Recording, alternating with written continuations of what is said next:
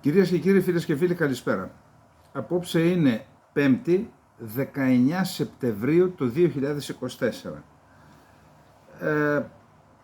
Το θέμα που κυριαρχεί παγκοσμίως είναι οι αλλεπάλληλες εκρήξεις, εννοώ σε 2 συνεχόμενες ημέρες, που προκάλεσαν κατά τα φαινόμενα, δεν έχουν αναλάβει την ευθύνη, αλλά τι κάνει νιάου στα κεραμίδια. Οι Ισραηλινές μυστικές υπηρεσίες σε συσκευές επικοινωνίας, θα τα πούμε μετά όταν έρθει η ώρα, στον Λίβανο, κυρίως σε στελέχη της Χεσμολάχ. Αυτό είναι ένα θέμα που συζητείται παγκοσμίως. Θα προσπαθήσουμε κι εμείς όταν έρθει η σειρά του να το θίξουμε. Κατά τα άλλα, θα ήθελα να πω 2 λόγια για το θέμα του συμμετέχω. Ακούστε, παρενθοντολογία δεν θα ήθελα να κάνουμε. Ο κύριος Κούβελας αποφάσισε, χωρίς να διαβουλευτεί με κανέναν, να κλείσει την πλατφόρμα του συμμετέχω και φυσικά να ιδιοποιηθεί και τα προσωπικά δεδομένα 6.500 ανθρώπων. Εγώ δεν έχω να πω τίποτα πάνω σε αυτό. Είναι ένα πισωγύρισμα. Χθες είχαμε σύσκεψη η οκταμελής οργανωτική επιτροπή. Εγώ θέλω να είμαι ειλικρινής. Ακούστε, το εγχείρημα δεν είναι εύκολο. Καταρχάς, από τους ανθρώπους που βλέπω να κινούνται στο χώρο, δεν διακρίνω κάποιον που να θέλει να εμπλακεί, να ασχοληθεί με αυτήν την ιστορία για να κερδίσει κάτι. Είτε υπάρχουν, ξέρετε, να φανεί ή άλλους στόχους. Δεν υπάρχουν τέτοια πράγματα. Τους ανθρώπους που έχω δει είναι άνθρωποι της προσφοράς. Αυτό να το ξεκαθαρίσουμε. Πάμε παραπέρα. Ξέρετε, δεν είναι εύκολο πράγμα. Δεν θέλουμε πλέον, έχουμε την πικρή εμπειρία την προηγούμενη, να ξεκινήσουμε κάτι το οποίο θα έχει είτε ρογμές είτε τρύπες και μπορεί κάποια στιγμή να ετοιμάζεται τώρα το κείμενο των βασικών αρχών αυτού του κινήματος, το οποίο θα δεσμεύει και εμάς που είμαστε σε αυτή τη διαδικασία, μετά και όλους όσους για τα βασικά ζητήματα και όσους θα ενταχθούν, και πιστεύω να είμαστε πολλοί, και στη συνέχεια θα δουλέψουμε για να κάνουμε ένα πρόγραμμα για όλα τα θέματα, για να κινηθούμε και επί τη βάση προγράμματος, δηλαδή τα επόμενα βήματα να γίνουν επί τη βάση κάποιου προγράμματος. Επαναλαμβάνω, δεν είναι εύκολο, ζητούμε την κατανόηση και τη συμπαράστασή σας και την ψυχική, παίζει ρόλο, απλά φορτώστε να είστε έτοιμοι όταν θα δώσουμε την εκκίνηση που δεν θα αργήσει. Λοιπόν, όφιλα να κάνω να δώσω αυτές τις εξηγήσεις, γιατί από εδώ, από αυτό το κανάλι μας, το συμμετέχω, νομίζω ότι γιγαντώθηκε, διότι για τα δεδομένα του τι επικρατεί στην Ελλάδα και τι χρόνο είχαμε, το 0,71-72% είναι, κατά την άποψή μου, είναι τεράστιο ποσό, τεράστιο ποσοστό. Πάμε να δούμε, ένας φίλος έστειλε, έχουμε 2 σχόλια. Κύριε Σάβα Καλετερίδη, ένιωσα ιδιαίτερα συγκινημένος που ανέφερες το πράγματι δημοκρατικής ουσίας σύστημα της Ελβετίας που γνώρισες. Εκείνο το οποίο μου έκανε αρνητική, ας πούμε, εντύπωση, και συγγνώμη, είναι που λησμόνησες να αναφέρεις τον δημιουργό του δημοκρατικού αυτού συστήματος, τον μέγιστο των σύγχρονων Ελλήνων, τον Ιωάννη Καποδίστρια. Ευχαριστώ για το χρόνο σου, Σάβα.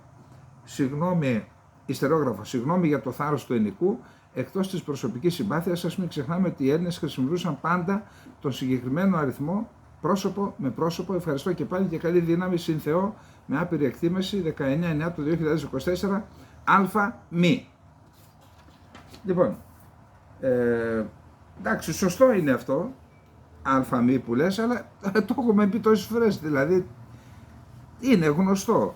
Και αν θέλετε, και το έχω βάλει περίπου και ως προϋπόθεση, ότι αυτή η ιστορία που ξεκινάμε, γιατί πιστέψτε με απασχολεί, τι είναι αυτό που θέλει ο κόσμος, τι είναι αυτό που θα κινητοποιήσει τον κόσμο, διότι ο κόσμος βλέπει και με καχυποψία κάθε καινούργια κίνηση. Πόσοι γράψανε άλλο και αυτό, να ακούς τώρα από τον ένα και από τον άλλον, πόσοι γράψανε άλλο ένα κόμμα και εσείς θα σώσετε την πατρίδα.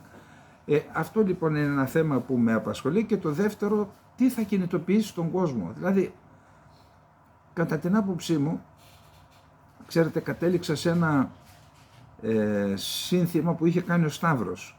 Έχει κάνει δηλαδή. Εμείς αυτόν που περιμέναμε είμαστε εμείς οι ίδιοι. Δηλαδή πιστεύω ότι μόνο όταν ο πολίτης αντιληφθεί και πιστέψει ότι στα χέρια του, η τύχη του είναι στα χέρια του και η τύχη της κοινότητας, του τόπου και της χώρας είναι στα χέρια του, μόνον αυτό μπορεί να τον κινητοποιήσει. Τώρα τα άλλα το έχει δοκιμάσει, έχει προδοθεί, έχει ξαναπροδοθεί. Άρα ο Καποδίστριας είναι ο οδηγός μας. Αλλά πρέπει να πούμε και το εξής. Ναι, ο Καποδίστριας πριν από 200 τόσα χρόνια τους έκανε ένα σύνταγμα. Οι άνθρωποι το τίμησαν και συνεχίζουν να το τιμούν. Άρα, και επειδή όταν πηγαίνω σε κάποια χώρα θέλω να διαβάζω, διάβασα για την Ελβετία. Δεν είναι όπως νομίζουμε. Βούτυρο, σοκολάτα, αγελαδίτσες, κουδουνάκια, τράπεζες και χρήματα. Όχι, οι άνθρωποι έχουν ιστορία. Διαβάστε την ιστορία της Ελβετίας, ότι η χώρα τους δεν καταλήφθηκε ποτέ. Νομίζω μόνο μια συμμαχία έκαναν με τον, όχι συμμαχία, μια συμφωνία, παύλα συνθηκολόγηση έκαναν με τον Ναπολέοντα, αλλά οι άνθρωποι αγαπούν τον τόπο τους και τιμούν τον τόπο τους. Αυτοί οι άνθρωποι λοιπόν τους αξίζει ένα μεγάλο έβγε, γιατί τίμησαν τον Ιωάννη Καποδίστρια και διατηρούν το σύνταγμά του μέχρι σήμερα. Πέρασαν 200 τόσα χρόνια. Εμείς πόσα συντάγματα αλλάξαμε. Και όλα τρίπια, και γι' αυτό και η κατάσταση της χώρας. Άρα αλφαμή τιμούμε Καποδίστρια, και αν θέλετε ο στόχος αυτής της κίνησης είναι να φτάσουμε σε ένα σημείο που θα καταστήσουμε τον πολίτη πρωταγωνιστή, όχι στα λόγια, στην πράξη, όπως είναι εκεί, εννοώ στην Ελβετία. Και φυσικά τιμούμε και θα τιμούμε για πάντα τον Καποδίστρια. Ένας φίλος έστειλε ένα σημείωμα, το οποίο λέει: σας προωθώ το νομοσχέδιο για τον χωροταξικό τουρισμό και περιβαλλοντικών επιπτώσεων που είναι σε διαβούλευση. Στο άρθρο 6 αναφέρει ότι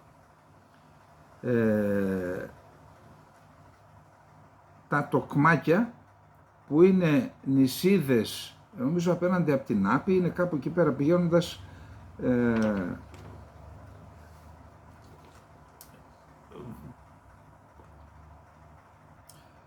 προς την Άπη ή Κάπη, δεν θυμάμαι τώρα, γιατί τα έχουμε, επειδή υπηρέτησα εκεί και στη Λέσβο υπηρέτησα και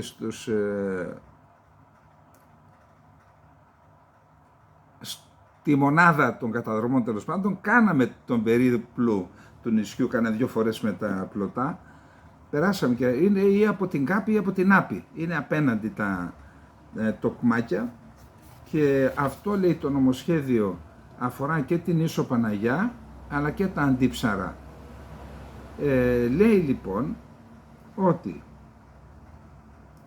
κατευθύνσεις και ρυθμίσεις χωρικής οργάνωσης ανακατηγορία χώρου, νησιά. Ομάδα 3, ακατοίκητα νησιά και βραχονησίδες. Η ομάδα 3 περιλαμβάνει 2 υποομάδες με βάση τα ιδιαίτερα φυσικά και ανθρωπογενή χαρακτηριστικά τους, το μέγεθος και την εγκύτητά τους με κατοικημένες περιοχές. Στην πρώτη ομάδα περιλαμβάνονται οι βραχονησίδες, νησιά με έκταση μικρότερη των 300 στρεμμάτων, νησιά τα οποία βρίσκονται σε απόσταση μικρότερη των 10 ναυτικών μιλίων από τα θαλάσσια σύνορα της χώρας, νησιά τα οποία βρίσκονται σε απόσταση μεγαλύτερα των 10 ναυτικών μιλίων από παράκτιες περιοχές του υπηρετικού τμήματος της χώρας ή από νησιά που διαθέτουν ακτοπλοϊκή πρόσβαση. Στη δεύτερη υποομάδα περιλαμβάνονται όλα τα ακατοίκητα νησιά, μηδενικός πληθυσμός κατά την εκάστοτε τελευταία απογραφή, που δεν ανήκουν στην πρώτη υποομάδα. Ρυθμίσεις. Πρώτον, στα νησιά της πρώτης υποομάδας δεν επιτρέπεται κανένα είδος τουριστικής ανάπτυξης. Στα νησιά της δεύτερης υποομάδας επιτρέπεται μόνο ήπιας ανάπτυξης. Δηλαδή, απαγορεύεται οποιαδήποτε μορφή τουριστικής ανάπτυξης στα τοκμάκια της Λέσβου, στην Ίσο Παναγιά της Χίου, στα Αντίψαρα, πάλι της Χίου, τη στιγμή που το διεθνές δίκαιο της θάλασσας λέει ότι ακόμα και στις βραχονησίδες πρέπει να υπάρχει μορφή οικονομικής ζώνης για να μπορούν να δικαιούνται ΑΟΣ. Άρα αναρωτιέται, εγώ δεν το ξέρω το θέμα, ούτε ξέρω το σκεπτικό του νομοθέτη που έκανε αυτές τις ρυθμίσεις. Κατά την άποψή μου αυτά, ασφαλώς και τα αναδεικνύουμε, γι' αυτό και το λέω στην εκπομπή μας, αυτά είναι θέματα των κομμάτων. Πρέπει να, αφού γίνεται διαβούλευση, να πιάσει ένα κόμμα και να πει, έλα εδώ ρε φίλε, τι εννοείς, γιατί αντί να προβλέπεις αυτό δεν προβλέπεις ήπια τουριστική ανάπτυξη που θα έχει αυτά τα χαρακτηριστικά και δεν θα δημιουργεί πρόβλημα, δεν θα θέτει σε κίνδυνο το οικοσύστημα, την οικολογία και οτιδήποτε. Γιατί αντί να προτείνουμε, αντί να ενισχύουμε δράσεις που θα αποκτούν οικονομική ζώνη έρημα νησιά, εμείς τα απαγορεύουμε. Είναι εύλογο το ερώτημα, ας ελπίσουμε ότι κάποιος, του οποίου και αυτή είναι και η αποστολή, εννοώ βουλευτής και όχι βολευτής, να ασχοληθεί με το θέμα. Τώρα, χθες αναφέρθηκα σε αυτή τη δεύτερη επένδυση που θα γίνει στην Δυτική Μακεδονία στα λιγνητικά πεδία της ΔΕΗ. Η κριτική είναι καλή, επαναλαμβάνω ότι θέλουμε την κριτική, όχι σε μένα, στον οποιονδήποτε. Κριτική, διότι η κριτική είναι, αν θέλετε, και ένα δίκτυο ασφαλείας, είτε για διαφθορά, είτε για να πέσουμε για ύπνο και να είμαστε πάντα πίσω από τις εξελίξεις. Σωστή είναι η κριτική. Εδώ λοιπόν έλεγε χθες η είδηση που σας παρουσιάσαμε ότι επειδή η ΔΕΗ, καταρχάς να πούμε ότι τα λιγνητικά πεδία είναι περιουσία της ΔΕΗ. Τι να κάνουμε, αυτό δεν εξαρτάται από μένα. Μακάρι να αποδιδόταν ξανά στους δικαιούχους, αλλά οι δικαιούχοι πήραν παχυλές αποζημιώσεις. Άρα είναι της ΔΕΗ. Στη ΔΕΗ λοιπόν, η ΔΕΗ λοιπόν στα λιγνητικά της πεδία έβαλε φωτοβολταϊκά. Τι να κάνουμε τώρα, καλά ή κακά, δικά της είναι, δεν μπορεί να τα δώσει σε παραγωγή, γιατί νομίζω ότι υπάρχουν προβλήματα.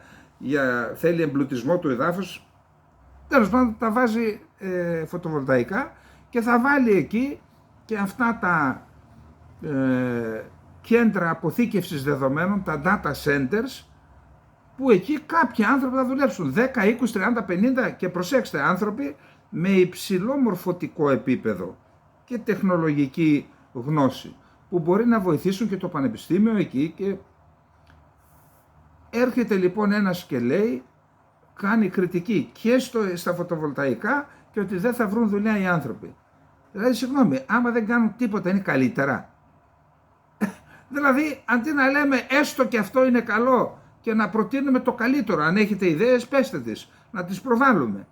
Καθόμαστε, αυτό ξέρετε, είναι αυτοκτονικό. Δηλαδή έρχεται ο άλλος να κάνει μια επένδυση στην περιοχή σου και εσύ τον βρίζεις. Τι να κάνει άλλο, αφού υπάρχει μια πολιτική η οποία δεν γυρνάει πίσω, από λιγνητοποίηση. Τι να κάνει άλλο. Έφεραν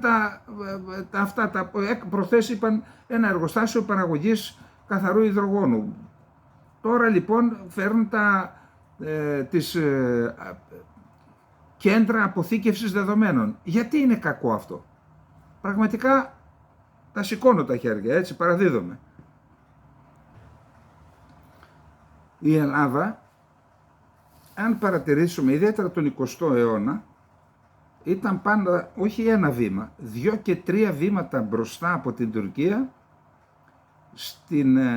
τεχνολογικά, στα οπλικά συστήματα και στην αεροπορία και στο πολεμικό ναυτικό. Και στην αεροπορία και στο πολεμικό ναυτικό. Σας θυμίζω τον Αβέροφ, τα κανόνια του Αβέροφ που λέει και το τραγούδι, ο οποίος κυριάρχησε στο Αιγαίο με τους Βαλκανικούς πολέμους. Τα νησιά είναι σήμερα ελληνικά επειδή είχαμε ισχυρότερο πολεμικό ναυτικό από το πολεμικό ναυτικό των Οθωμανών Παύλα Νεοτούρκων. Και στη συνέχεια σε άλλες φάσεις, για να μην πω το 1974, είχαμε τα καλύτερα υποβρύχια στον κόσμο, οι Τούρκοι δεν τα είχαν. Είχαμε καλύτερα αεροσκάφη, Phantom οι Τούρκοι δεν τα είχαν. Είχαμε υπεροχή και στον αέρα και στη θάλασσα το 1974. Γιατί δεν νικήσαμε, γιατί δεν πολεμήσαμε, γνωστά. Επίσης Τη δεκαετία του 90 είχαμε κάνει πάλι βήματα και στα στρατηγικά όπλα ήμασταν πάλι μπροστά από την Τουρκία. Δηλαδή, είχαμε Απάτσι, επιθετικά ελικόπτερα, η Τουρκία δεν είχε, απέκτησε μετά από 20 χρόνια τα Κόμπρα που είναι υποδέστερα των Απάτσι. Είχαμε υποβρύχια τα 2-14, από τις αρχές του 2000 οι Τούρκοι τα πήραν σήμερα, 25 χρόνια μετά.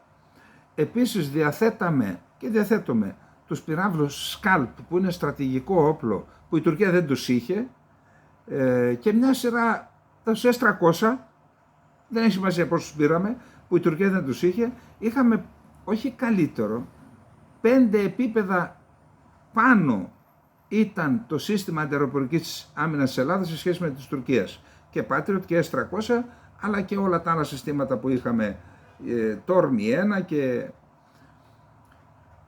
Τα τελευταία χρόνια, τα τελευταία 15 χρόνια μείναμε πίσω. Και μείναμε πίσω και λόγω κακής νοοτροπίας και λόγω των κακών οικονομικών συνθήκων.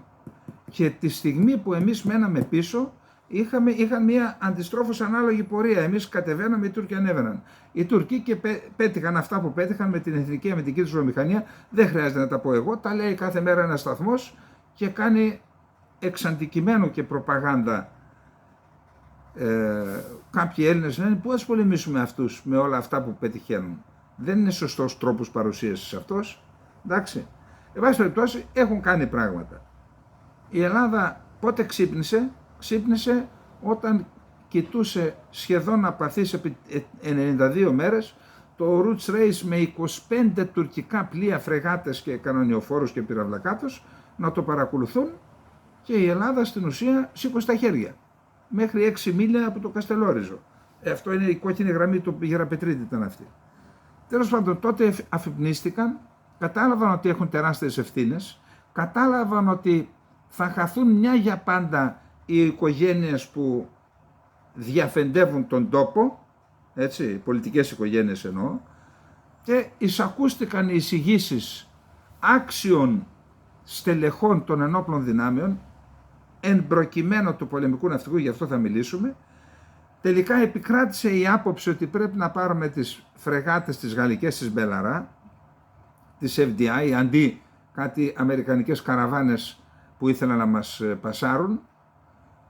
Και σήμερα πήγε ο Δένδιας στην καθέλκυση της δεύτερης φρεγάτας στη Γαλλία στα ναυπηγεία και από εκεί εξήγηλε ότι αρχίζουν διαδικασίες να παραγγείλουμε και την τέταρτη φρεγάτα.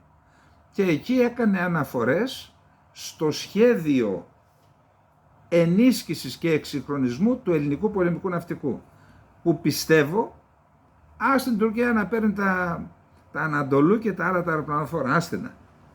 Αυτά είναι ο ευκολότερος στόχος δεδομένων των δυνατοτήτων που έχει η Ελλάδα. Είτε αέρος επιφανείας, είτε επιφανείας επιφανείας, εννοώ από βλήματα, αφήστε τα. Εν πάση περιπτώσει, να δούμε τι έγινε στη Γαλλία, γιατί είναι ένα θέμα που μας αφορά όλους και ναι, το λέω ότι μπορεί να τονώσει και την εθνική αυτοπεποίθηση των Ελλήνων υπό την προϋπόθεση ότι τα όπλα δεν τα παίρνουμε γενικώς για να αποκτήσουμε υπεροπλία.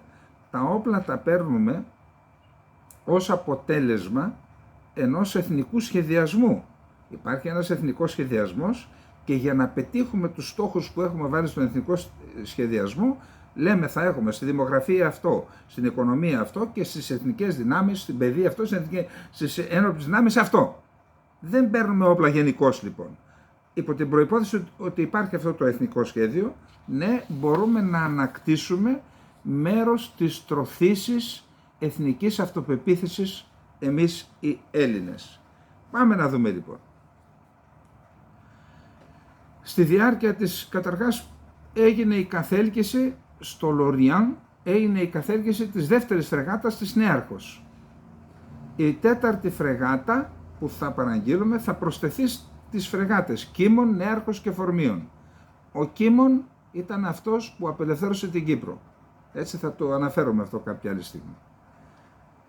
Λοιπόν, Στη διάρκεια της εκδήλωσης ο κύριος Δένδιας ανακοίνωσε ότι η Ελλάδα εκκινεί τις διαδικασίες για να αποκτήσει και 4η φρεγάτα του ιδίου τύπου. Παράλληλα αποκάλυψε ότι η Ελλάδα θα προχωρήσει στην παραγγελία και των στρατηγικών πυράβλων Scalp Naval. Αυτό το θέμα απασχολούσε πολύ κόσμο που σχετίζεται με τα οπλικά συστήματα και λέγαν όλοι με το δίκιο τους, μα παίρνεις την καλύτερη φρεγάτα του κόσμου και δεν παίρνεις και το καλύτερο σύστημα στον κόσμο, πυραυλικό σύστημα που είναι πάνω στη φρεγάτα, το Scalp Naval, ή από τα καλύτερα. Γιατί? Τώρα το συμπληρώνουμε και αυτό. Άρα τώρα η είδηση είναι διπλή. Και 4η φρεγάτα και Scalp Naval σε όλες τις φρεγάτες. Για πάμε να δούμε.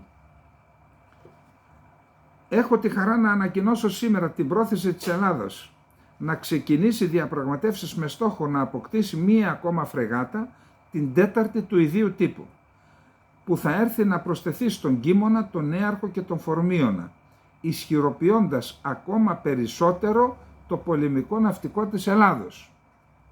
Οι φρεγάτες αυτές θα έχουν τη δυνατότητα να φέρουν τον πύραυλο Scalp Naval, οι φρεγάτες και οι 4, Scalp Naval, ίσως τον πιο προηγμένο πύραυλο Cruise που μπορεί να πλήττει στόχους στρατηγικής σημασίας σε μεγάλες αποστάσεις, άνω των 1000 χιλιόμετρων και με μεγάλη ακρίβεια. Η προσθήκη αυτή εντάχθηκε στο 12ετές μακροπρόθεσμο πρόγραμμα αμυντικών εξοπλισμών, συνοδευόμενο από 20ετή ορίζοντα, ο οποίος παρουσιάστηκε στον Πρωθυπουργό. Θα ενημερωθεί η Βουλή, η αρμόδια επιτροπή, και θα τον υιοθετήσει το ΚΙΣΕΑ. Θα επιτρέπει στη χώρα μας να ανταποκριθεί σε κάθε πρόκληση που μπορεί να προκύψει. Είπε, με το πρόγραμμα ναυπήγησης των 4 Μπελαρά, με τα προγράμματα εξυγχρονισμού των φρεγατών ΜΕΚΟ, των πυραυλακάτων Ρουσέν, αλλά και των υποβρυχίων μας, τα οποία θα ξεκινήσουν άμεσα να υλοποιούνται στην Ελλάδα, με την κτήση 4 περιπολικών Island, τα οποία σύντομα θα ενταχθούν στο στόλο μας, με τη μελλοντική συμμετοχή της Ελλάδας στο σχεδιασμό και στη συνέχεια ναυπήγηση της νέας φρεγάτας Constellation, με τη συμμετοχή μας στο πρόγραμμα κατασκευής της Ευρωκορβέτας, με τη δημιουργία ενός πυραυλικού απόρθητου τείχους επιφάνειας στο Αιγαίο, με την προώθηση μιας σειράς μικρότερων σε μέγεθος αλλά μεγάλων σε επιχειρησιακή αξία προγραμμάτων, αλλά και με την ναυπήγηση νέων υποβρυχίων και άλλη είδηση στο τέλος της παρούσας δεκαετίας, και πάντοτε μέσα στα δημοσιονομικά όρια της χώρας κάνουμε απολύτως τα απαραίτητα βήματα εξυγχρονισμού και επιχειρησιακής αναβάθμισης του πολεμικού ναυτικού και των ενόπλων δυνάμεων. Λοιπόν, και είπε ότι θα αυξηθεί, στόχος είναι να αυξηθεί και η συμμετοχή, η εθνική συμμετοχή στην κατασκευή των φρεγατών από 12 να πάει σε 15, αλλά και κάθε οπλικό σύστημα που θα παίρνουμε να υπάρχει συμμετοχή της ελληνικής αμυντικής βιομηχανίας. Λοιπόν, αυτό θεωρώ ότι είναι καλές ειδήσεις, εάν συνυπολογιστεί ο εξυγχρονισμός του στόλου της πολεμικής, των μαχητικών της πολεμικής αεροπορίας. 82 Viper και 24 πόσα είναι τα Rafale, τότε αντιλαμβάνεστε έρχονται και τα F-35. Η Ελλάδα θα είναι μία από τις ισχυρότερες αεροπορικές δυνάμεις στην ευρύτερη περιοχή. Και ας τους Τούρκους να τρέχουν από πίσω μετά. Ισχυρό πολεμικό ναυτικό, ισχυρή πολεμική αεροπορία, αντιπυραυλικό τείχος, θόλο αντιντρόν, και μετά ελάτε να τα πούμε. Αλλά τρέξτε και ενισχύστε την ελληνική αμυντική βιομηχανία. Τις επόμενες μέρες έχουμε στη Νέα Υόρκη την Γενική Συνέλευση του Οργανισμού Ηνωμένων Εθνών. Μία από τις σημαντικότερες διαδικασίες που υπάρχουν στο οργανωμένο παγκόσμιο σύστημα. Ο Οργανισμός Ηνωμένων Εθνών, η Γενική Συνέλευση, εκεί παρευρίσκονται οι αρχηγοί των κρατών, παρευρίσκονται οι Υπουργοί Εξωτερικών, γίνονται πολλές συναντήσεις. Φεύγει ο Γεραπετρίτης, φεύγει και ο κύριος Μητσοτάκης για εκεί. Από ό,τι διάβασα το πρόγραμμα του Γεραπετρίτη, ασχέτως των αστοχιών που έχει κάνει, είναι Υπουργός Εξωτερικών της Ελλάδας. Για να δούμε τι θα κάνει όπως έχει δημοσιοποιηθεί στην περιοχή. Στο πρόγραμμα του Γεραπετρίτη συμπεριλαμβάνονται άνω των 40 συναντήσεων υψηλού επίπεδου και επαφές με υπουργούς εξωτερικών από την Ευρώπη, τη Μέση Ανατολή, την Ασία, την Αφρική, την Κεντρική και Λατινική Αμερική, με υψηλόβαθμους αξιωματούχους του Οργανισμού Ηνωμένων Εθνών και περιφερειακών οργανισμών. Επίσης, θα επικεντρώσει το ενδιαφέρον του σε επαφές που σχετίζονται και με τις παγκόσμιες προκλήσεις, περιφερειακές κρίσεις, Μέση Ανατολή, Ουκρανία, Υποσαχάρια Αφρική. Θα συναντηθεί με τον Γενικό Γραμματέα του Αραβικού Συνδέσμου, Αχμέτ Αμπουτ Γκέιτ, τον πρόεδρο της Διεθνούς Επιτροπής Ερυθρού Σταυρού, Μιράνα Σπόλιαριτς Έγερ, την πρόεδρο, τον Γενικό Πρόεδρο της Ούρα, Φιλίπε Λαζαρινή, καθώς και την ειδική εκπρόσωπο του Γενικού Γραμματέα των Ηνωμένων Εθνών για τα παιδιά και τις ένοπλες συγκρούσεις, Βιρτζίνια Γκάμπα. Θα συμμετάσχει σε τριμερείς συναντήσεις των Υπουργών Εξωτερικών Ελλάδας, Κύπρου, Αιγύπτου, Ελλάδας, Κύπρου, Ιορδανίας. Είναι αυτές καλές συναντήσεις. Θα παραστεί στο δείπνο εργασίας υπουργικού επίπεδου για τη Μέση Ανατολή και σε υπουργική συνάντηση με αντικείμενο την κατάσταση στη Γάζα και το Παλαιστινιακό ζήτημα.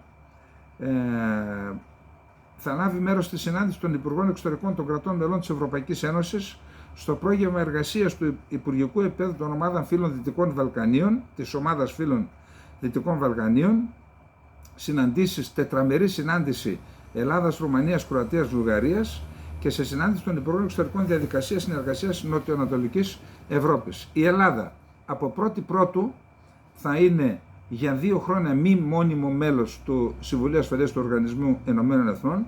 Μας ψήφισαν τα 182 από τα 188 κράτη, ρεκόρ που δεν νομίζω να το έχει άλλη χώρα, και ότι θα είναι από τον 1η Οκτωβρίου νομίζω θα συμμετέχει η Ελλάδα ως παρατηρητής για τα ζητήματα στο Συμβούλιο Ασφαλείας, να προετοιμάζεται δηλαδή για να λάβει από 1η Πρώτου.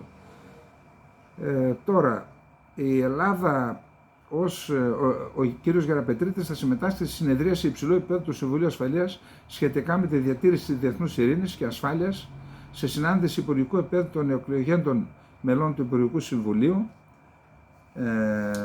καθώς και σε εκδήλωση του υπουργικού επίπεδου.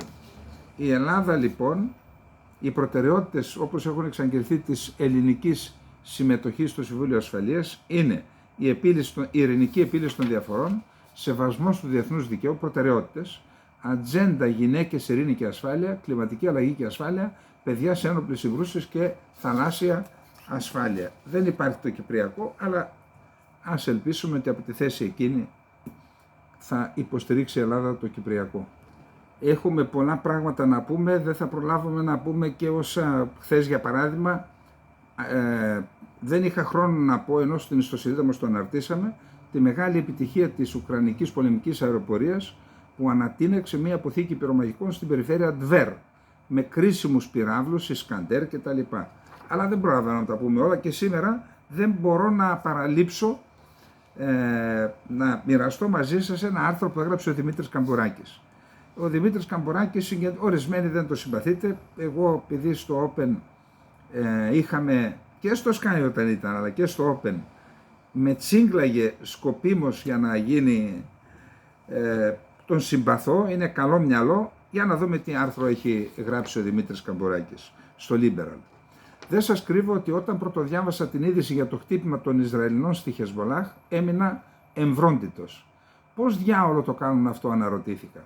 Τι σύστημα έχουν και βρίσκονται τόσο μπροστά, όχι μόνο από τους τοπικούς αντιπάλους, αλλά από όλη την Ιφίλιο, διότι με αυτό που έκαναν με τους βομβιτές έδειξαν ότι είναι πολύ πιο μπροστά και από τους Αμερικανούς και από τους Ρώσους και από τους Κινέζους.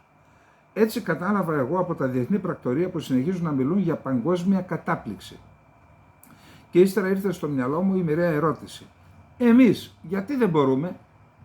Αφήστε την άκρη ποιος έχει δίκιο και ποιος άδικο στον πόλεμο που διεξάγεται στη Μέση Ανατολή. Το ποιος τον ξεκίνησε και με τι μέσα συνεχίζεται και όλα τα ηθικοπολιτικά διλήμματα που συνοδεύουν το μακελιό που εξελίσσεται στην άκρη της γειτονιάς μας. Έχω άποψη, αλλά δεν είναι αυτό το θέμα μου στο σημερινό κείμενο. Άλλο με κατατρώει εμένα. γιατί δεν μπορούμε να γίνουμε κι εμείς Ισραήλ στο επιχειρησιακό μας κομμάτι, όχι μόνο στο πολεμικό, αλλά και γενικότερα. Διότι οι Ισραηλοί δεν είναι μόνο αριστοτέχνες στο να χτυπούν χειρουργικά όσους θεωρούν εχθρούς τους. Είναι πρωτοπόροι και στη βιομηχανία και στην έρευνα και στη φαρμακευτική και στη γεωργία και σε πολλούς άλλους τομείς. Νερό και παιδιάδες δεν έχουν όμως γεωργία. Πώς διάολο το κάνουν, ενώ εμείς εδώ που έχουμε και τα δυο, και νερό και παιδιάδες, είμαστε διαρκώς ελληματικοί και ανίκανοι να τραφούμε, πόσο μάλλον να εξάγουμε προϊόντα. Ένα παράδειγμα είναι αυτό, που το αναφέρω γιατί είναι πιο κοντά στα δικά μας δεδομένα. Θα μου πείτε ότι έχουν τεράστια κεφάλαια από την παγκόσμια Ισραηλίτικη κοινότητα και πρόσβαση στην τελειότερη τεχνολογία των Αμερικανών. Ναι, τα έχουν, αλλά αυτά από μόνα τους δεν δικαιολογούν την απογείωσή τους. Πιστεύουμε δηλαδή ότι η Ελλάδα αξιοποιεί πλήρως τα λιγότερα από τους Ισραηλινούς κεφάλαια που έχει στη διάθεσή της ή ότι προχωρά ένα βήμα παραπέρα τις τεχνολογίες στις οποίες αποκτά πρόσβαση. Ούτε κατά διάνοια, απαντώ εγώ, και μην προσπαθήσει κανείς να με διαψεύσει. Εδώ ολόκληρη Microsoft εδέησε να μας βάλει στο σχεδιασμό της για την κατασκευή 3 κέντρων αποθήκευσης δεδομένων, data centers, αυτά που άλλος από την Πτολεμαΐδα μου είπε τι να τα κάνουμε αυτά, δεν τα θέλουμε. Και κάναμε 4 χρόνια για να δώσουμε οικοδομική άδεια στο πρώτο από τα 3. Τα άλλα 2 ακόμα περιμένουν. Οι Τούρκοι έφτιαχναν μη επανδρομένα αεροσκάφη εδώ και μια δεκαετία, άρχισαν να τα χρησιμοποιούν εναντίον μας και ύστερα ανακαλύψαμε την ύπαρξη αυτού του όπλου. Θυμάστε το ξεφτιλίκι μας να στέλνουμε F-16 για να αναχαιτήσουν τα μη επανδρομένα αεροσκάφη που πετούσαν πάνω από τα νησιά μας. Κάποιο τρόπο έχουν αυτοί οι Ισραηλοί και απελευθερώνουν τα δημιουργικά μυαλά. Αντίστοιχο τρόπο έχουμε εμείς να καπακώνουμε τα δικά μας μέχρι να ξεραθούν, να σβήσουν. Κατά τα άλλα, είμαστε ο εξυπνότερος λαός του κόσμου. Εμένα μου λες, συγγνώμη, για να επιλέξω να μοιραστώ μαζί σας το άρθρο, ναι, σε γενικές γραμμές συμφωνώ με ό,τι λέει ο Δημήτρης Καμπουράκης. Η Ελλάδα θα πρέπει, ξέρετε, θα ήθελα, κάποια στιγμή θέλησα να κάνω ένα περιοδικό. Έκανα ένα περιοδικό λοιπόν, το πρώτο, το οποίο βγήκε χάλια. Και μου λέει ένας φίλος μου, είχε στο τραπέζι του ένα περιοδικό από ένα επιμελητήριο, το οποίο του άρεσε. Μου λέει, τι πάει να κάνεις κάτι από το μηδέν, πάρ' το αυτό, πάρε τον άνθρωπο που το έχει σχεδιάσει, συνεργάσου μαζί του και κάνε ένα περιοδικό το οποίο να έχει τα χαρακτηριστικά αυτά, να μην είναι ίδιο, να έχει τα χαρακτηριστικά και κάνει ένα τέτοιο, αλλά να είναι το δικό σου.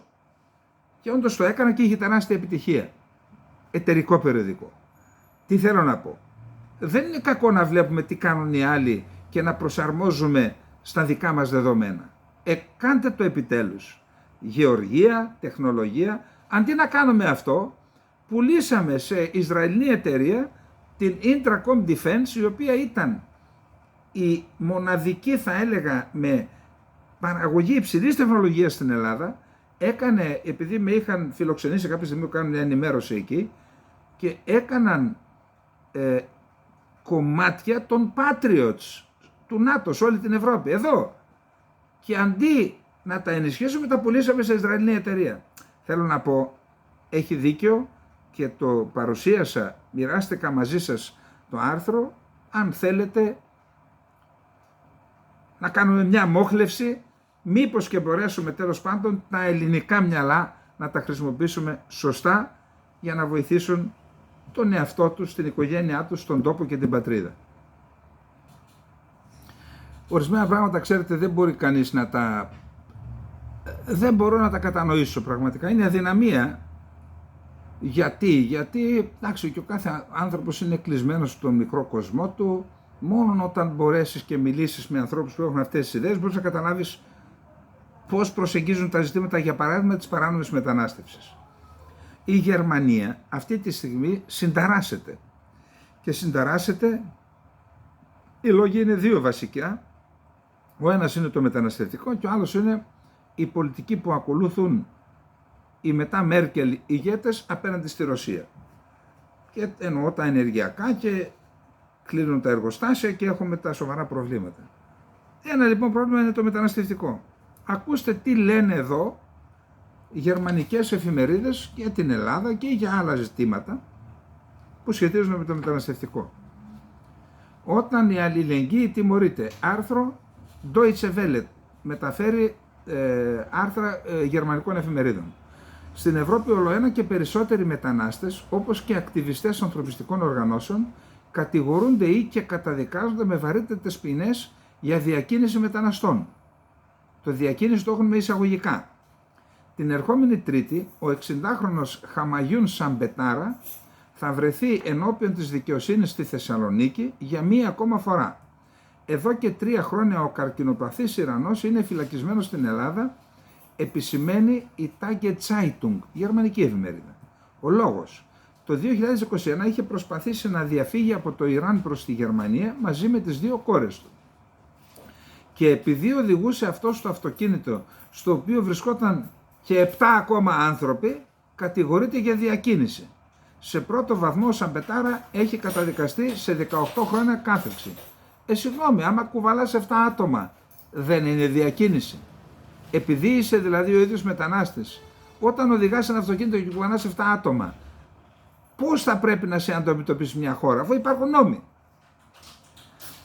Μόνο στην Ελλάδα είναι φυλακισμένοι πάνω από 2.000 άνθρωποι με την κατηγορία της συνέργειας σε παράνομη είσοδο στη χώρα, σύμφωνα με έκθεση της οργάνωσης Borderline Europe. Δηλαδή, συνέργεια σε παράνομη είσοδο στη χώρα. Εάν υπάρχει, δηλαδή οι εισαγγελείς κάνουν άδικα πράγματα για πώς κοιμούνται το βράδυ. Υπάρχουν στοιχεία και τους έχουν φυλακεί. Τι να κάνουμε δηλαδή, αν συνεργάζονται για να μπαίνουν και είναι για διακίνηση? Τι να κάνουμε? Αλλά το πρόβλημα, λέει, είναι συνέργεια σε παράνομη, το είσαι εισαγωγικά. Το ότι πρόσφυγες, μετανάστες και μέλη ανθρωπιστικών οργανώσεων καταλήγουν στα δικαστήρια αποτελεί πάντως μια πανευρωπαϊκή τάση, την οποία επιμένουν εδώ και χρόνια οι οργανώσεις, την οποία επισημαίνουν οι οργανώσεις, οι οποίες οργανώσεις τι ρόλο παίζουν? Μάλιστα, όλο και περισσότερα κράτη μέλη της Ευρωπαϊκής Ένωσης τιμωρούν ως διακίνηση την παροχή βοήθειας σε όσους μπαίνουν παράνομα στη χώρα, ακόμα και αν δεν υπάρχει καταβολή χρηματικού ποσού. Οι ειδικοί μιλούν για εγκλήματα αλληλεγγύης, δηλαδή λέει, αν το κάνει κάποιος χωρίς να παίρνει λεφτά, δεν είναι αδίκημα. Τι είναι? Εξαντικειμένο είναι. Παίρνεις, δεν παίρνεις λεφτά. Δηλαδή, άμα σε βάλει μια άλλη χώρα, σε πιάσει ως πράκτορα και σου λέει βάζε στην Ελλάδα κόσμο για τους εξής λόγους που εξυπηρετεί μια χώρα και δεν του δίνει λεφτά, αυτό δεν είναι παραβίαση νόμου?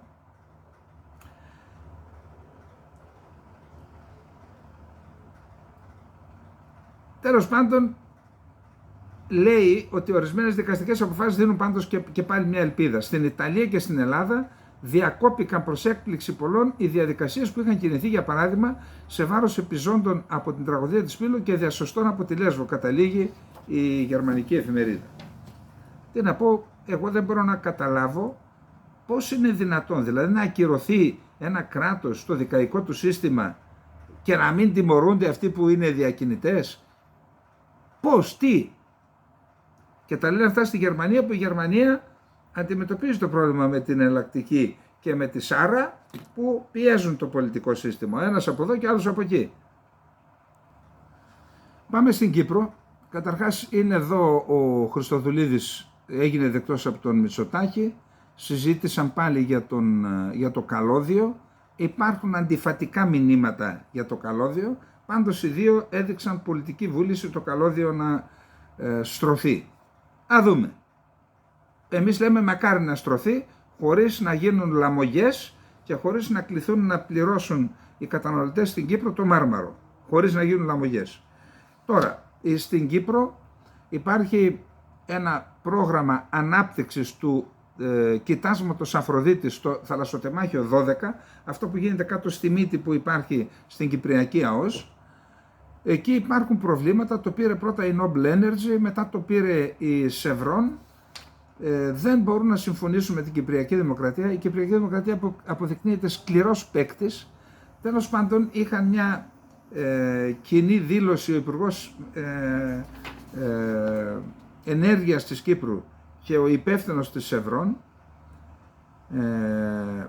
κοινή ανακοίνωση του Υπουργείου Ενέργειας, Εμπορίου και Βιομηχανίας και Chevron αναφορικά με τις συζητήσεις για τα επόμενα βήματα για το κοίτασμα Αφροδίτη, στην οποία αναφέρεται ότι ο Υπουργός Ενέργειας Γιώργος Παπαναστασίου και ο Αντιπρόεδρος της Ευρών για θέματα διεθνούς έρευνας και παραγωγής Φρανκ Καζούλο πραγματοποίησαν επικοδομητικές συναντήσεις αυτή την εβδομάδα στη Λευκοσία σε σχέση με την Αφροδίτη. Η Κυπριακή Δημοκρατία και η Σευρών έχουν συμφωνήσει για τη διεξαγωγή συζητήσεων τους επόμενους 4 μήνες, προκειμένου να αναζητηθεί μια συνενετική διευθέτηση που να εξασφαλίζει την ανάπτυξη του κοιτάσματος της Αφροδίτη χωρίς περαιτέρω καθυστερήσεις, δήλωσε ο Παπαναστασίου. Για το θέμα αυτό, η πρέσβης των ΗΠΑ στη Λευκοσία είπε: «Η ηγεσία είναι σημαντική. Αυτή η ανακοίνωση είναι καλά νέα για την Κύπρο και καλά νέα για όσους έχουν δεσμευτεί να προχωρήσουν με το Αφροδίτη. Χαιρετίζω αυτό το θετικό βήμα και προσμένω τη δυναμική τις επόμενες εβδομάδες και τους επόμενους μήνες μεταξύ της κοινοπραξίας Ευρών και του Υπουργείου Ενέργειας», έγραψε η κυρία Φίσερ, πρέσβης των ΗΠΑ στη Λευκοσία, στο X. Απλά να σας πω ότι όταν ήρθαν η εξέδρα της Noble Energy στο 12 και η Τουρκία έστειλε εκεί μια φρεγάτα και ένα σαράβαλο που είχε τότε, και βγήκε η Κλίντον, νομίζω ήταν υπουργός εξωτερικών, και είπε: «Όποιος τολμήσει να θίξει αμερικανικά συμφέροντα θα απαντήσουμε αναλόγως». Και είχαν στείλει και μια φρεγάτα εκεί. Μετά από αυτά οι Τούρκοι τα πήραν, έβαλαν την ουρά κάτω στα σκέλια και πίσω. Από αυτό καταλαβαίνουν οι Τούρκοι. Μόνον από την ισχύ. Πάμε τώρα στην Τουρκία. Ο Χακάν Φιντάν, υπουργός εξωτερικών της Τουρκίας, έδωσε μια μακροσκελή συνέντευξη στο πρακτορείο Ανατολού. Αναφέρθηκε σε πολλά ζητήματα, μεταξύ αυτών αναφέρθηκε και στην ευρωπαϊκή προοπτική της Τουρκίας και στο θέμα των σχέσεων με τις ΗΠΑ. Σημειωτέων του χθες, ο Φιντάν δέχθηκε και συνομίλησε με τον Υφυπουργό Εξωτερικών των ΗΠΑ και εκεί οι Τούρκοι άσκησαν αφόρητες πιέσεις στον Αμερικανό αξιωματούχο για το γεγονός ότι η Αμερική συνεχίζει να συνεργάζεται με τους Κούρδους του YPG, με τις δημοκρατικές δυνάμεις της Συρίας, στη βορειοανατολική Συρία, στη Ροζάβα δηλαδή. Ενοχλείται η Τουρκία πολύ. Τέλος πάντων, ο Φιντάν αναφέρθηκε σε αυτά, αλλά σήμερα, επειδή έχει σχέση αυτό, είδα τον Ερντογάν σε μια τηλεοπτική, σε μια ομιλία που έκανε και είπε: «Εμείς θα επιδιώξουμε να αναπτύξουμε σχέσεις και με την Οργανισμό Συνεργασίας της Σανγκάης», που αυτό είναι και απαγορευτικό για ένα κράτος μέλος του ΝΑΤΟ. Δηλαδή δεν θα τον δεχθεί ούτε ο Οργανισμός Συνεργασίας της Σανγκάης, θα του πούν βγες από το ΝΑΤΟ και έλα, αλλά και το ΝΑΤΟ δεν θα επιτρέψει. Αλλά πάμε να δούμε τι είπε σε γενικές γραμμές ο Φιντάν για την Ευρώπη. Είπε ότι εμείς θέλουμε να γίνουμε πλήρες μέλος και ότι υπάρχουν χώρες οι οποίες τα προβλήματά τους με την Τουρκία τα καθιστούν ευρωπαϊκά. Εννοούσε την Κύπρο και την Ελλάδα. Επίσης κατηγόρησε τις χώρες της Κεντρικής Ευρώπης. Δεν είναι, λέει, τώρα που επικρατούν οι ακροδεξιοί. Η πολιτική τους απέναντι στην Τουρκία ήταν σαν να κυβερνούσαν οι ακροδεξιοί εδώ και χρόνια, εδώ και δεκαετίες. Και κατηγορεί και τη Γερμανία, γιατί κάνει και η Γερμανία, ακολουθεί πολιτική ζεστό κρύο απέναντι στην Τουρκία, έτσι. Λέει λοιπόν, αναφέρθηκε και στην πρόσκλησή του μετά από 5 χρόνια. Λέει, εξετάσαμε λοιπόν εκεί τι μπορεί να γίνει για την περαιτέρω ενίσχυση και δόμηση της ήδη υπάρχουσας λειτουργίας σε τομείς όπως το εμπόριο, η οικονομία, οι θεωρήσεις εισόδου, να μπαίνουν δηλαδή χωρίς βίζα στη Σέγγεν, η εκπαίδευση και ο πολιτισμός. Στη σχέση με την Τουρκία, ειδικά οι χώρες της Κεντρικής Ευρώπης συμπεριφέρονται πάντα σαν να ήταν η ακροδεξιά στην εξουσία. Ως εκ τούτου, ακόμα και αν η ακροδεξιά ερχόταν σήμερα στην εξουσία στην Ευρωπαϊκή Ένωση, τίποτε δεν θα άλλαζε για εμάς ως Τουρκία. Αναφερόμενος στην πρόθεση της Τουρκίας να ενταχθεί στους BRICS, ο Φιντάν είπε: «Εάν η οικονομική μας ολοκλήρωση με την Ευρωπαϊκή Ένωση είχε στεφτεί με την απόδοση της ιδιότητας του μέλους, πέραν της Τελωνειακής Ένωσης, ίσως να μην βρισκόμασταν σε αυτού του είδους την αναζήτηση». Δηλαδή, σαν να μας λέει: κάντε με μέλος να μην μπω στην BRICS. Σαν να μας λέει ότι εμείς θα μπούμε στους BRICS για να σε εκβιάσουμε. Ενώ προσπαθούσαμε να συνεχίσουμε τις σχέσεις μας με την Ευρωπαϊκή Ένωση και να τις οδηγήσουμε σε ένα ορισμένο σημείο με καλή πίστη, η διαδικασία σταμάτησε σε κάποιο σημείο. Είναι λοιπόν φυσιολογικό για εμάς να εξετάζουμε τι είδους εναλλακτικές λύσεις μπορεί να υπάρξουν από οικονομική άποψη. Δεν θέλουμε μόνο τους BRICS, λέει, θα μπούμε και στους ASEAN. Επίσης, υπάρχουν και οργανισμοί οικονομικής συνεργασίας που ιδρύθηκαν από τις Ισλαμικές χώρες, όπως η D8, είπε ο Φιντάν. Όσον αφορά τις ΗΠΑ, είπε, εμείς θέλουμε να βγούμε από το ΚΑΤΣΑ, τον νόμο που επιβάλλει κυρώσεις εναντίον της χωρών που θεωρούνται εχθρικές πλην τα εθνικά συμφέροντα της Αμερικής. Αυτός ο νόμος λοιπόν, ο ΚΑΤΣΑ, ενεργοποιήθηκε εις βάρος ορισμένων φορέων και προσώπων στην Τουρκία. Ένας από τους φορείς είναι η Διεύθυνση Αμυντικής Βιομηχανίας της Τουρκίας. Είναι σε κυρώσεις τώρα. Λέει λοιπόν ο Φιντάν, η πολιτική των κυρώσεων δεν κάνει καλό στις σχέσεις μας, σαν να καλεί την Αμερική δηλαδή να άρει τις κυρώσεις, να βγει η Τουρκία από τον νόμο του ΚΑΤΣΑ και η καλύτερη επιλογή για μας είναι να επιστρέψουμε στο πρόγραμμα των F-35. Τώρα, επειδή υπάρχουν διάφορες απόψεις στην Ελλάδα για τα F-35, εγώ σας λέω ότι στόχος της Τουρκίας, δεν έχω άποψη επιχειρησιακή για τα F-35, αλλά σας λέω ότι στόχος της Τουρκίας είναι να μπει στο πρόγραμμα των F-35. Αυτά λοιπόν, και αναφέρεται και στη διαδικασία που ακολουθήθηκε στο Κογκρέσο και ξεπέρασαν το ΚΑΤΣΑ για τα F-16. Εκεί παίξαμε και εμείς ρόλο. Είναι που λέει βάλαμε τα δάχτυλά μας και βγάλαμε τα μάτια μας, κάτι τέτοιο έγινε. Υπάρχει και ένα άλλο θέμα, δεκαετές συμβόλαιο υπέγραψε ο Υπουργός Ενέργειας Φυσικών Πόρων της Τουρκίας Μπαϊρακτάρ με την Total Energies για LNG, προμήθεια LNG από την Τουρκία, από τη γαλλική Total. Αυτό να το προσέξει η Ελλάδα, διότι η Τουρκία μέσα από αυτές τις συμμαχίες επιδιώκει και άλλα πράγματα. Λοιπόν, πάμε τώρα στο Ισραήλ. Προχτές είχαμε τις εκρήξεις στους τηλεειδοποιητές, βομβιτές, πώς θέλετε να τους ονομάσετε.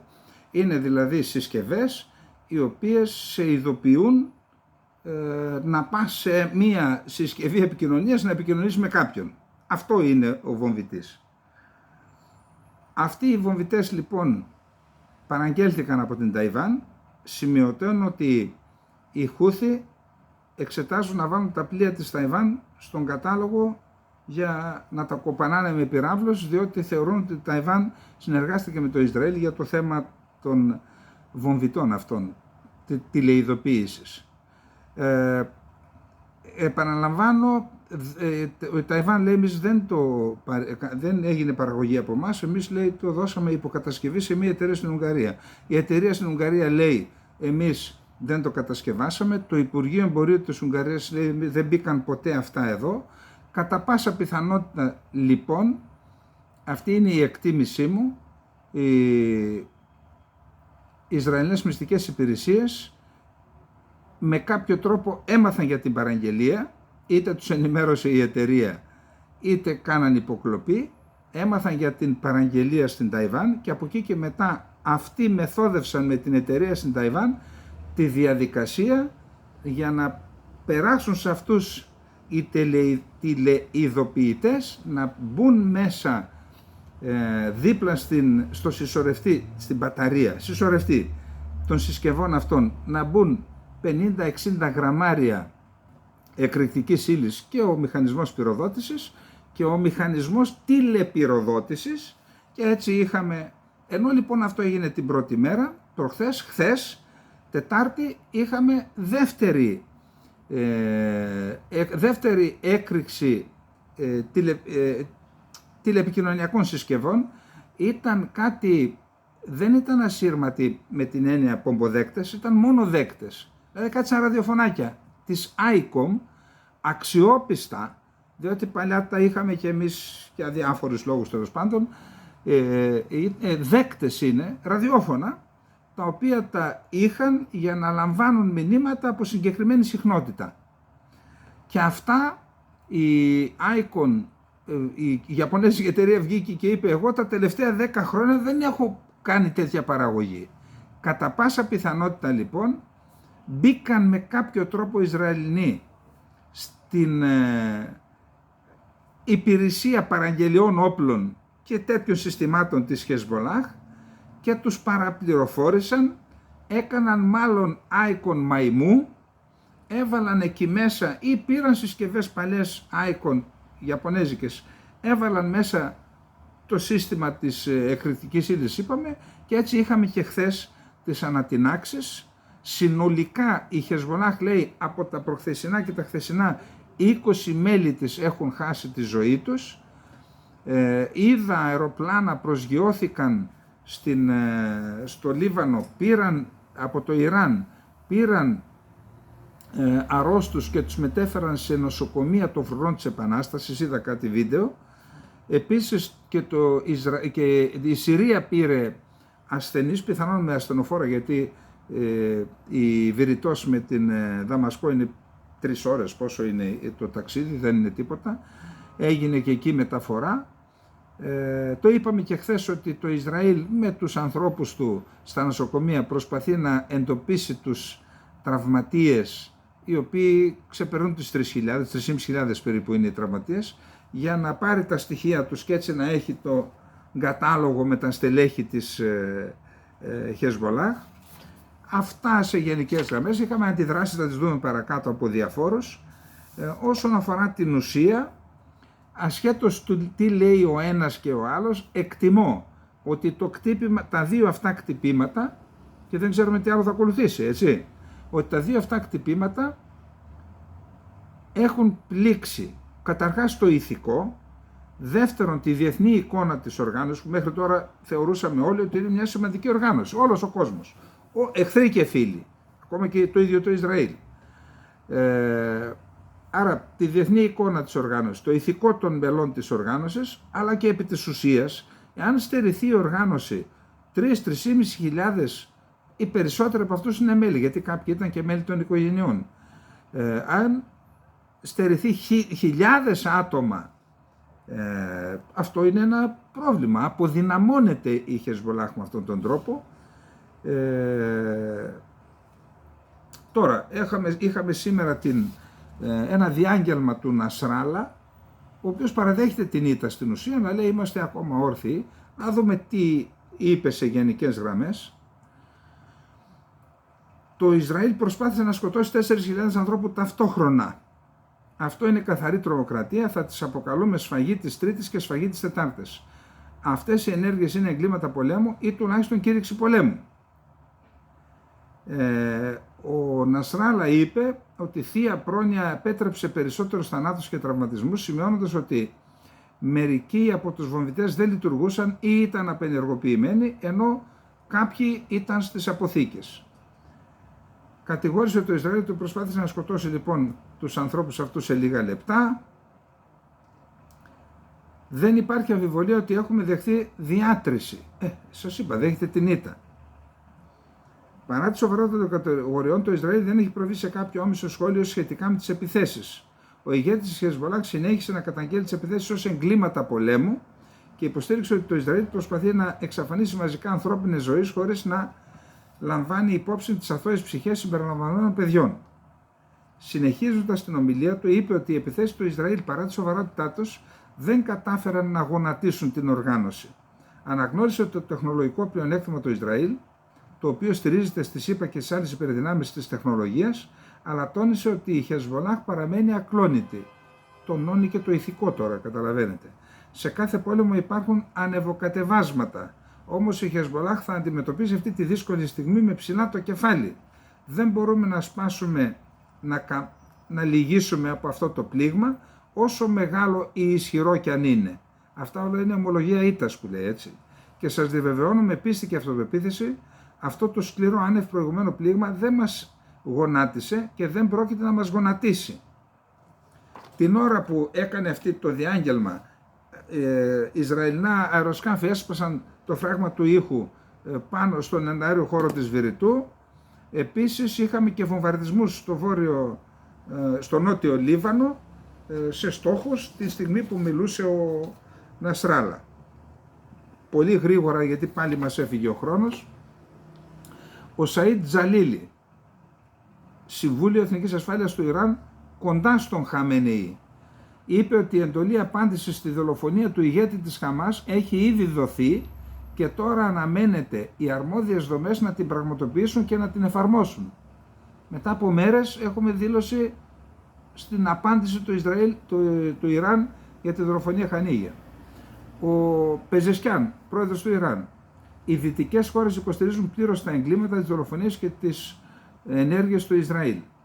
Ο Υπουργός Πληροφοριών του Ιράν: Θεού θέλοντος θα γίνουμε μάρτυρες της νίκης επί των καταπιεστών, ιδιαίτερα του σκληρού και βρεφοκτόνου σιωνιστικού καθεστώτος. Ο ναύαρχος του Ιρανικού πολεμικού ναυτικού Χαμπιντολάχ Σιαρί: αν θέλουμε ειρήνη πρέπει να είμαστε προετοιμασμένοι για πόλεμο. Και άλλοι το λένε αυτό, αν θέλεις ειρήνη προετοιμάζε για πόλεμο. Όλοι θα πρέπει να προσπαθήσουν να διασφαλίσουν ότι η ειρήνη θα διατηρηθεί, αλλά όπως είπε ο Ιμάμις Αλή, ο Αλή είναι αυτόν που πιστεύουν στη θέση του Μωάμεθ, πιστεύουν τον Αλή οι Σιήτες, αν θέλετε ειρήνη προετοιμαστείτε για πόλεμο. Σχεδόν 100 άνθρωποι μεταφέρθηκαν με αεροπλάνο από τους τραυματίες στο Ιράν, όπως σας είπα. Ο Άσαντ, υπό το φως των εκρήξεων στο Λίβανο, διέταξε τους διοικητές και αξιωματικούς πληροφοριών να εγκαταλείψουν αμφίδρομες συσκευές επικοινωνίας για να μην έχουν τα ίδια κι αυτοί. Τα μέσα ενημέρωσης της Ιεμένης ζητούν αποκλεισμό ταϊβανέζικων πλοίων, σας το είπα, γιατί συνεργάστηκαν με το Ισραήλ. Ο ύπατος αρμοστής της Ευρωπαϊκής Ένωσης, ο Μπορέλ, για την εξωτερική πολιτική: σκοτώθηκαν παιδιά. Δεν μπορώ παρά να καταδικάσω την επίθεση που απειλεί την ασφάλεια του Λιβάνου. Υπουργός Εξωτερικών του Λιβάνου: δεν μπορούμε να μιλήσουμε με τη Χεσμολάχ όπως πριν, γιατί έχει δεχθεί βαρύ πλήγμα. Δηλαδή, σαν να δείχνει ο Υπουργός Εξωτερικών ότι στηρίζει τη Χεσμολάχ, ενώ μέχρι προχθές δεν ήταν έτσι. Σύμφωνα με τους New York Times, η κυβερνοεπίθεση του Ισραήλ στο Λίβανο δεν έφερε απτά στρατηγικά αποτελέσματα. Η στρατιωτική ισορροπία στα σύνορα παραμένει αμετάβλητη. Εκπρόσωπος του Ρωσικού Υπουργείου Εξωτερικών Ζαχάροβα: οι εκρήξεις στο Λίβανο και τα πολυάριθμα θύματα είναι μια κακή τρομοκρατική ενέργεια. Λευκός Οίκος: οι ΗΠΑ δεν έχουν καμία ανάπτυξη στις εκρήξεις στο Λίβανο. Ο Αμερικανός Υπουργός Άμυνας, σε τηλεφωνική επικοινωνία με τον Γιόαβ Γκάλαντ, τόνισε τη σταθερή υποστήριξη της Ουάσιγκτον στους Ισραηλινούς ενάντια στον άξονα της αντίστασης. Ο Όστιν είπε στον Γκάλαντ ότι μια διπλωματική λύση στη σύγκρουση με τη Χεσμολάχ είναι προτεραιότητα, επειδή επιτρέπει στους αμάχους των δύο πλευρών να επιστρέψουν στα σπίτια τους. Ο Νετανιάχου: θα εξασφαλίσουμε την επιστροφή των κατοίκων του Βορρά στα σπίτια τους και μάλιστα θα γυρίσουν σόοι και αυλαβείς. Ο Χέρτζι Χαλεβί, εκπρόσωπος των Ισραηλινών όπλων δυνάμεων, δήλωσε ότι έχουμε πολλές δυνατότητες τις οποίες δεν έχουμε ακόμα ενεργοποιήσει. Επαναλαμβάνω, δεν έχουμε ενεργοποιήσει ακόμα. Έχουμε ενεργοποιήσει μόνο μερικές από αυτές και εννοεί τις εκρήξεις, χωρίς να το λέει. Τα Ισραηλινά μέσα ενημέρωση προειδοποιούν τους πολίτες να μείνουν μακριά από κινητά τηλέφωνα και άλλες συσκευές, τονίζοντας ότι ο τεχνολογικός πόλεμος έχει εισέλθει σε νέα φάση. Το Ισραηλινό Υπουργικό Συμβούλιο ενέκρινε ψήφισμα που εξουσιοδοτεί τον Νετανιάχου και τον Γκάλαντ να αναλάβουν δράση κατά της Χεσμολάχ, συμπεριλαμβανομένων και εκείνων των δράσεων που θα μπορούσαν να οδηγήσουν σε πόλεμο πλήρους κλίμακας με το Λίβανο. Ο αρχηγός του Γενικού Επιτελείου του Ισραηλινού στρατού ενέκρινε σχέδια άμυνας και επίθεσης στο Λίβανο. Το Ισραήλ μετατοπίζει το επίκεντρο των στρατιωτικών επιχειρήσεων στο βορρά, στο Λίβανο. Ο Υπουργός Άμυνας Γκάλαντ είπε στους Times of Israel ότι το Ισραήλ μετατοπίζει το κέντρο βάρος των στρατιωτικών του προσπαθειών στα σύνορα με το Λίβανο. Το κέντρο βάρος μετατοπίζεται βόρεια, μεταφέρουμε δυνάμεις, πόρους και ενέργεια στο βορρά. Νομίζω ότι βρισκόμαστε στην αρχή νέας φάσης αυτού του πολέμου και πρέπει να προσαρμοστούμε, είπε ο Γκάλαντ. Είδα βίντεο με φάλαγγες με άρματα τεθωρακισμένα να οδεύουν από το κεντρικό Ισραήλ προς τα σύνορα με το Λίβανο. Η Σαουδική Αραβία δεν θα δημιουργήσει σχέσεις με το Ισραήλ μέχρι τη δημιουργία ενός Παλαιστινιακού κράτους, δήλωσε ο διάδοχος του θρόνου. Είχαμε Ισραηλινούς αεροπορικούς βομβαρδισμούς και στο Λίβανο και στη Γάζα, στο σχολείο Ibn al-Haytham, όπου σκοτώθηκαν 8 Παλαιστίνοι, μεταξύ των οποίων 5 παιδιά και 2 γυναίκες. Η Γενική Συνέλευση του ΟΗΕ ενέκρινε ψήφισμα με το οποίο ζητά από το Ισραήλ να συμμορφωθεί με τις διατάξεις της ολοκλήρωσης του Διεθνούς Δικαστηρίου για τα κατεχόμενα Παλαιστινιακά εδάφη και να τα αποδεσμεύσει το αργότερο 1 έτος από την ημερομηνία έγκρισης του ψηφίσματος. Το ψήφισμα εγκρίθηκε με 124 ψήφους υπέρ, 14 κατά και 43 αποχές. Η Ελλάδα και η Κύπρος ψήφισαν υπέρ του ψηφίσματος. Χαμάς, η ψηφοφορία στη Γενική Συνέλευση του Οργανισμού Ηνωμένων Εθνών είναι μια έκφραση της αληθινής διεθνούς βούλησης για υποστήριξη του λαού μας και των νομίμων δικαιωμάτων του. ΗΠΑ, Γαλλία, Βρετανία, Ιταλία και Ηνωμένο Βασίλειο θα πραγματοποιήσουν συνάντηση στο Παρίσι την Πέμπτη, σήμερα, για να συζητήσουν τις εξελίξεις στη Μέση Ανατολή σύμφωνα με το Γαλλικό Πρακτορείο.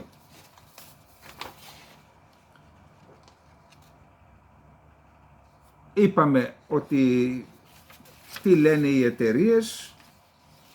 Εδώ κοιτάξτε, όπως έχω πει στο παρελθόν, ότι αυτό το σύστημα που έστησε ο Κασίμ Σουλεϊμάνι και χωρίς να εμπλέκεται το Ιράν έχει δημιουργήσει στρατούς και ένοπλες ομάδες που μάχονται το Ισραήλ και το προκαλούν σοβαρά προβλήματα, είναι με τεράστια επιτυχία.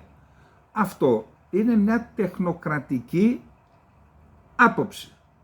Δεν σημαίνει ότι το υποστηρίζουμε, δεν λέμε ότι καλά έκανε. Αλλά όπως λοιπόν είπαμε για εκείνο, λέμε και τώρα ότι αυτές οι επιχειρήσεις είναι τεράστια επιτυχία των υπηρεσιών πληροφοριών του Ισραήλ. Αυτό πρέπει να το καταλάβετε. Αυτή η εκπομπή δεν έχει προκαταλήψεις, δεν εξυπηρετεί τα συμφέροντα καμιάς ξένης χώρας. Μόνο της πατρίδας μας. Εντάξει, μεγάλη επιτυχία λοιπόν.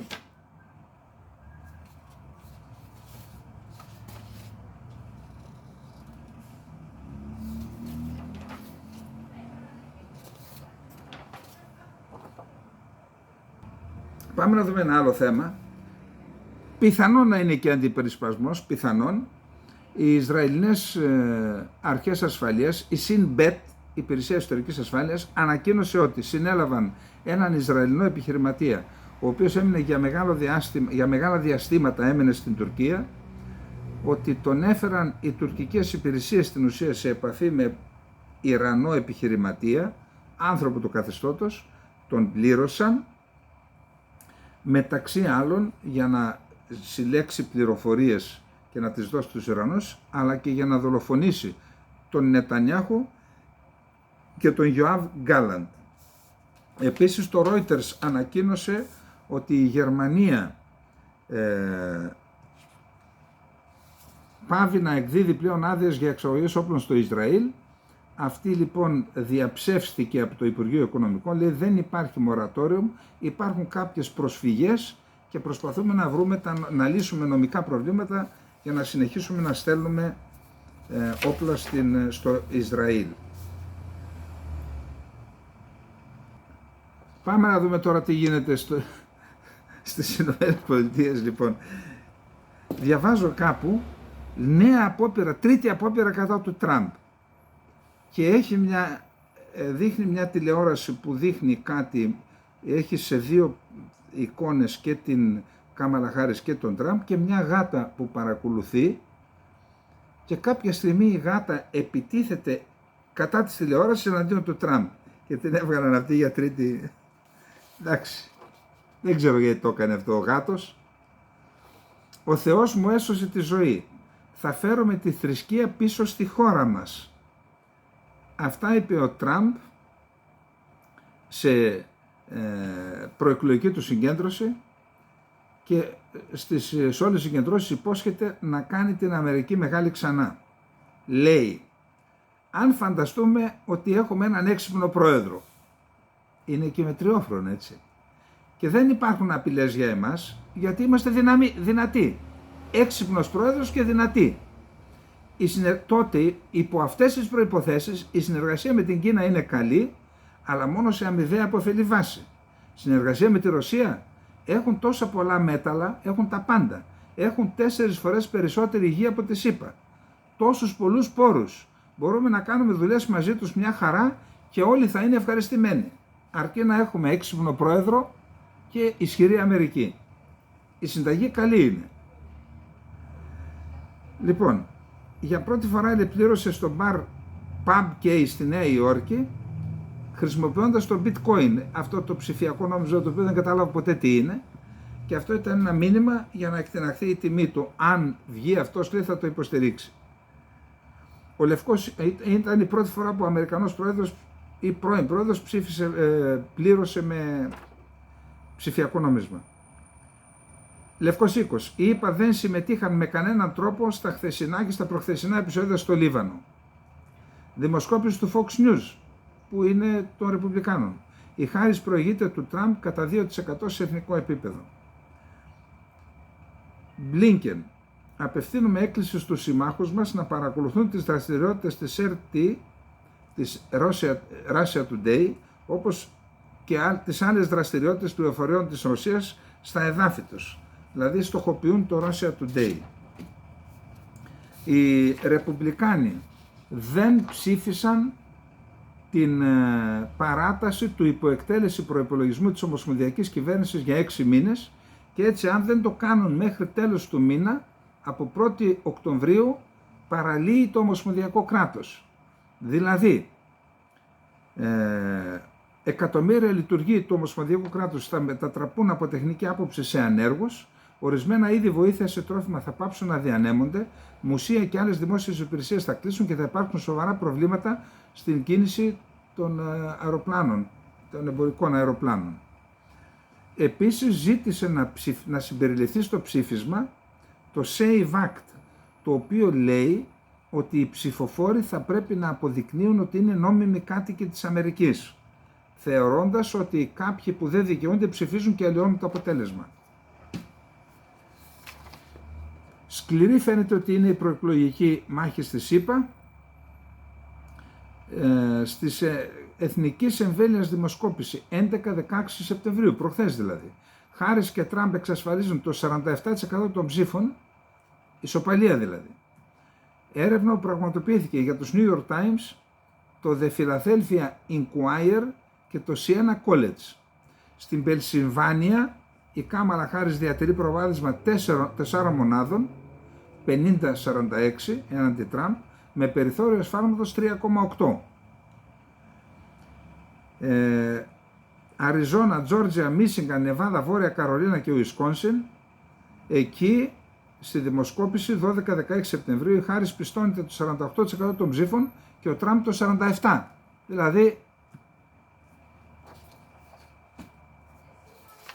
το FBI, το Γραφείο του Διευθυντή Εθνικών Υπηρεσιών Πληροφοριών και η Υπηρεσία Κυβερνοασφάλειας και Ασφάλειας Υποδομών ανακοίνωσαν ότι οι Ιρανοί κυβερνοπειρατές υπέκλειψαν στοιχεία από την προεκλογική εκστρατεία του Τραμπ και τα έστειλαν με ηλεκτρονικό ταχυδρομείο στην προεκλογική εκστρατεία του Biden και σε κάποιους άλλους. Ο Τραμπ λέει εμένα δεν θέλουν γιατί ξέρουν ότι αν εκλεγώ εγώ θα τους πλακώσω στις κυρώσεις και θα αδειάσουν τα ταμεία τους. Λέει για να κερδίσει ψήφους. Επίσης υπάρχει μια ιστοσελίδα, η Intelligencer στις ΗΠΑ, η οποία έχει πολύ μεγάλη άνοδο επισκεψιμότητας. Σύμφωνα με τον Guardian μεταδίδει κατασκευασμένες ειδήσεις και φιλορωσικές και στηρίζει τον Τραμπ και σε αυτήν εργάζεται ο Τζορτζ Παπαδόπουλος, ένας πολιτικός σύμβολος του Τραμπ όταν ήταν πρόεδρος, θυμάστε είχε έρθει και στην Ελλάδα, κάτι τον είχα κατηγορήσει τότε.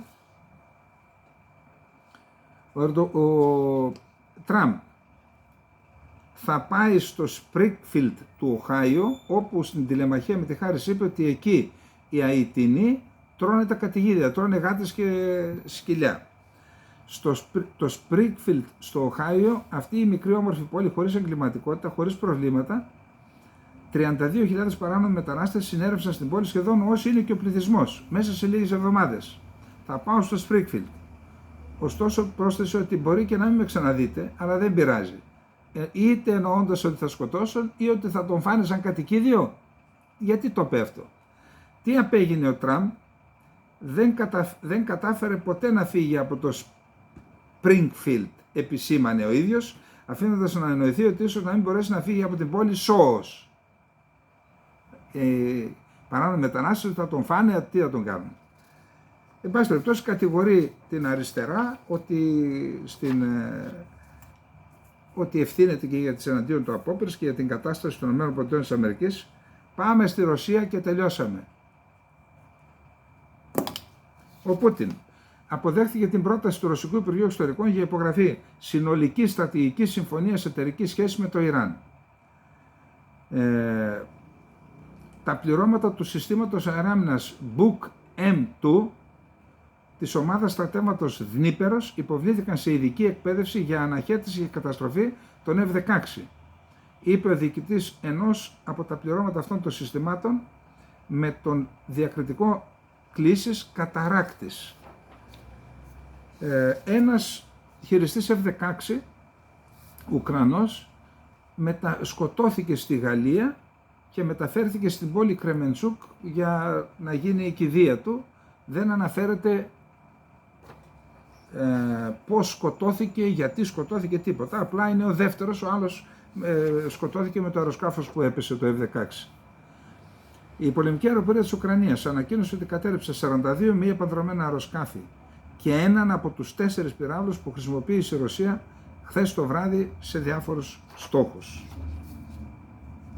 Μια περίεργη είδηση: 250 εκπαιδευτές των Ουκρανικών Ενόπλων Δυνάμεων, των ειδικών δυνάμεων, έφτασαν στην επαρχία Ιντλίμπ στη Βόρεια Συρία για συνεργασία με τζιχαντιστές της Χαγιάτ Ταχρήρ Σαμ και είχαν ως στόχο να πείσουν τους τζιχαντιστές αυτούς να απελευθερώσουν Τσετσένους που ήταν στο Ισλαμικό κράτος και τους έχουν κρατουμένους, εμπειροπόλεμους, για να τους πάρουν μαζί τους να πολεμήσουν στην Ουκρανία.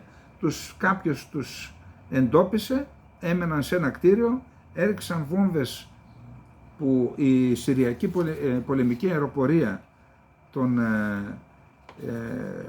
1000 κιλών TNT και έκαναν σκόνη το κτίριο που κατοικούσαν.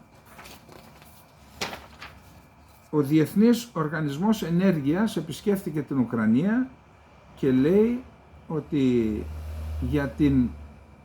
καταρχάς περιμένει ένας δύσκολος χειμώνας στην Ουκρανία, έχει χάσει τα 2/3 της ηλεκτροπαραγωγικής της ικανότητας και για την επισκευή και των μονάδων και του δικτύου χρειάζονται 30 δισεκατομμύρια. Θα είναι, λέει, ο δυσκολότερος χειμώνας από τότε που ξεκίνησε ο πόλεμος. Ο Biden θα παρουσιάσει το σχέδιο νίκης στον Biden, στην Χάρις, ο Ζελένσκι θα παρουσιάσει το σχέδιο νίκης στον Biden, στην Κάμαλα Χάρις και στον Τραμπ. Και είπε να μην δώσουμε την ευκαιρία με πάγωμα του πολέμου ή με άλλους τρόπους να ανασυνταχθεί η Ρωσία και να συνεχίσει τις επιθέσεις. Και πάντως η επιτυχία του σχεδίου νίκης εξαρτάται από την αποφασιστικότητα της Δύσης, λέει, και η Ρωσία επιβεβαίωσε ότι το Πακιστάν θα γίνει μέλος στους BRICS. Είναι μια μεγάλη χώρα, όπως ξέρετε. Επισκέπτεται το Ισλαμαμπάντ ο αναπληρωτής πρωθυπουργός της Ρωσίας Αλεξέη Οβερτσούκ. Λοιπόν, αυτά είχαμε να πούμε. Να επαναλάβουμε τη μεγάλη επιτυχία της Ουκρανίας χθες, που κτύπησε μια υπερσύγχρονη αποθήκη όπλων που κατασκεύασαν οι Ρώσοι μόλις το 2018, αλλά πότε τους χτύπησε?